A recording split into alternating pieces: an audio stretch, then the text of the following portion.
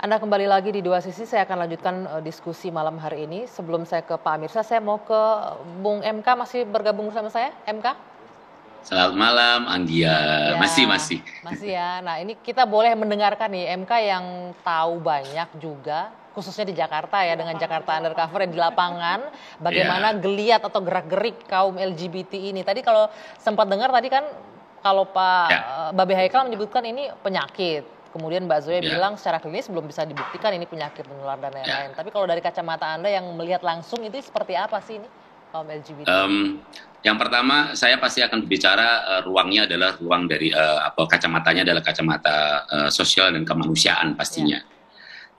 Terus nanti di dalamnya ada yang saya sebut sebagai bagian dari gaya hidup ya. hmm, Misalnya gini, itu yang pertama. Yang kedua, ini berkaitan dengan isu LGBTQ yang sekarang lagi mencuat adalah karena satu konten seseorang gitu kemudian rame gitu. ya, Jadi lepas dari konten yang viral itu sebenarnya isu LGBT awalnya LGBT sekarang ada Q-nya dan ada tambahan seterusnya itu sudah ramai dari dulu gitu. Bahkan ketika misalnya tahun 2003 saya menulis Jakarta Undercover itu ada bab tersendiri soal soal potret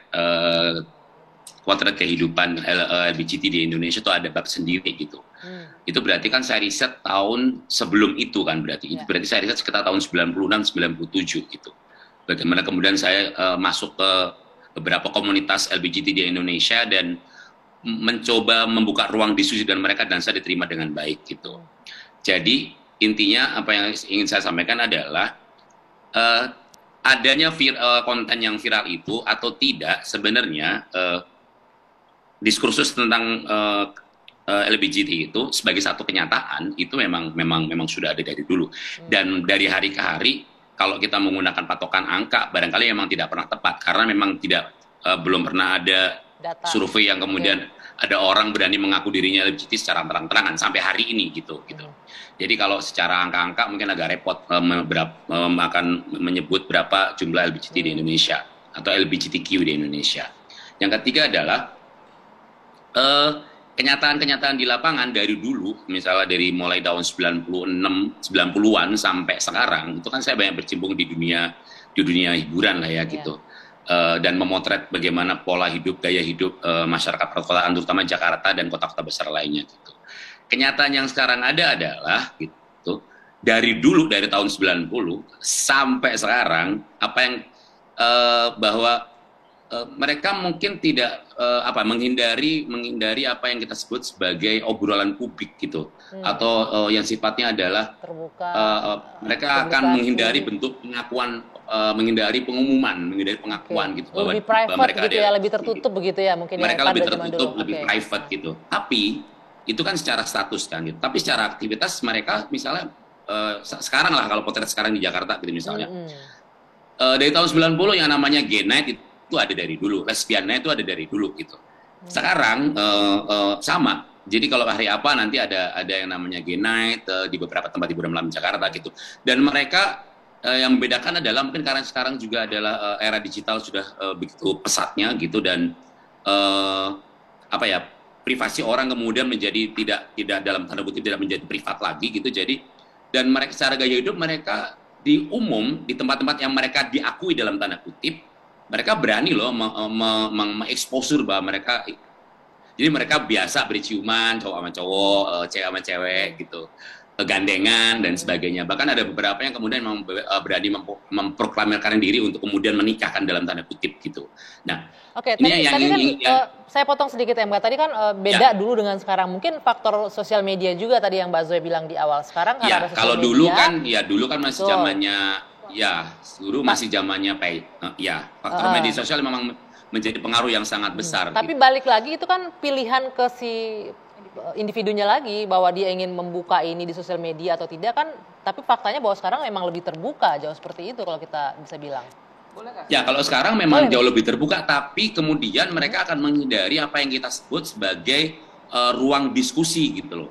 Karena Karena faktor pasti ada penolakan, pasti ada namanya resistensi, ada yang namanya kemudian ada yang dalam tanda kutip yang kita sebut sebagai bully sosial juga ada. Tapi kan, faktanya gitu. Sekarang makin banyak loh di channel-channel sosial media yang bikin.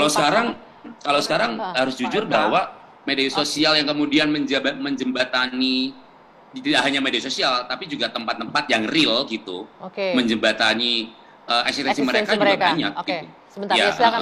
Saya mau masuknya begini. Mohon maaf kalau saya bilang ini pemerintah nggak serius. Nggak serius dalam hal apa? Nggak serius dalam hal mengatasi ini semua. Ditindak dari sudut agama, nggak bakal agama membolehkan dan menyetujui dan mengizinkan, nggak bakal agama apapun. Dari si Pancasila jelas menginjak-injak pasal-pasal dalam Pancasila. Karena kalau mau dibilang kemanusiaan, tentu kemanusiaan yang berketuhanan yang Maha Esa. Mau dibilang keadilan, tentu keadilan yang berketuhanan yang Maha Esa. Mestinya ini sepakat semua. Masa dari tahun 2014 sampai sekarang nggak lahir-lahir tuh undang-undang. Mestinya dari sekarang nih langsung Kominfo stop. Kalau undang-undang kan DPR juga artinya Iya, DPR juga ya, gitu. Ujung-ujungnya Kominfo stop semua blokir-blokir yang seperti itu. Panggil orang-orang yang terlibat menyebarluaskan hal yang seperti ini. Lihat di konten-konten itu. Terlalu banyak orang nyari duit dengan cara seperti itu. Mau ningkatin follower, mau ningkatin jumlah follower. Akhirnya merusak tatanan kebangsaan. Merusak, menginjak-injak Pancasila. Jadi diskusi semacam ini, sekali lagi terima kasih kepada TV One membuka cakrawala kita semua. Sekali lagi kita push, ini pemerintah katanya revolusi mental. Revolusi mental apa nih? Udah lewat berapa tahun begitu loh. 2014 sampai sekarang susahnya itu di mana? Apa yang susah? Apa yang membuat DPR tidak mau melahirkan undang-undang ini? Ke situ aja deh. Dan polisi juga harus segera nih. Ya polisi dengan undang-undangnya juga mendorong. Ini bahaya kalau dilanjutkan. Tahu ada berapa negara hari ini yang telah menggolkan undang-undang? 71 negara. Telah menggolkan undang-undang yang melarang LGBT di negaranya. Terus kita katanya negara Pancasila, katanya negara beragama. Kok begini gitu loh. Ini sayangnya nggak ada yang bisa menjawab ya malam hari ini. Kita mengundang sejumlah anggota DPR tapi masih belum bisa bergabung. Saya mau ke Pak Amir Syah terlebih dahulu. Pak Amir Syah, tadi mungkin sudah mendengarkan dari segi klinis seperti apa, dari sosial gaya hidup seperti apa, dari agama nih. Karena seperti yang Mbak Be bilang tadi, kita kan 90% Islam. Umat Islam ini harus seperti apa sih menyikapi fenomena LGBT?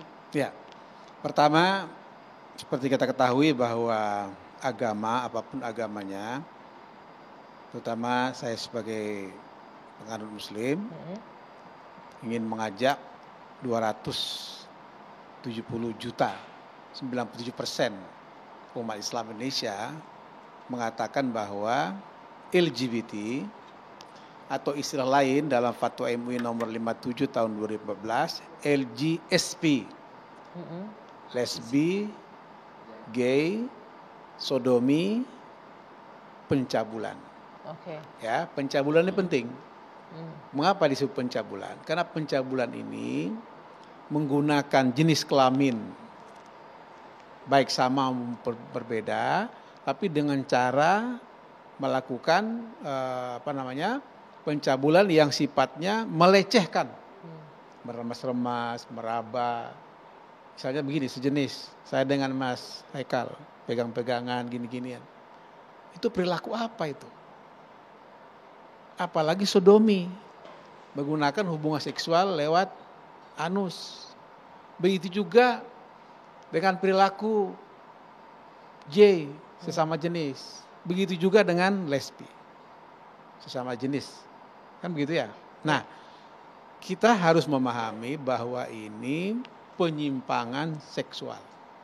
Penyimpangan seksual menyebutnya. Kalau kita tidak sepakat, mungkin di antara kita di sini mungkin berbeda ya. Tapi saya ingin menegaskan bahwa manusia sebagai makhluk sosial, makhluk yang berketuhanan, ya, dia harus meyakini bahwa penyaluran seksual itu adalah penyaluran sesuai kodrat dan fitrahnya manusia. Mengapa harus sesuai dengan kodrat dan fitrahnya manusia?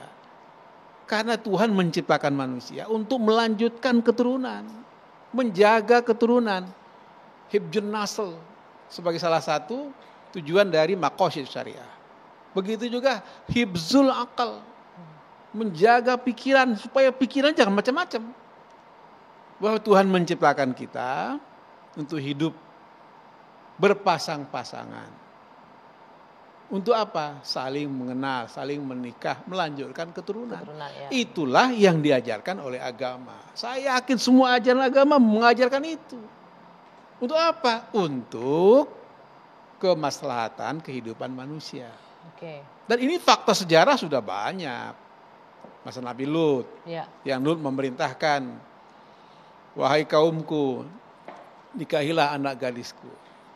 Ada seorang penafsir yang saya heran mengatakan, akhirnya orang tidak mau menikahi karena kecemburuan macam-macam. Tidak begitu.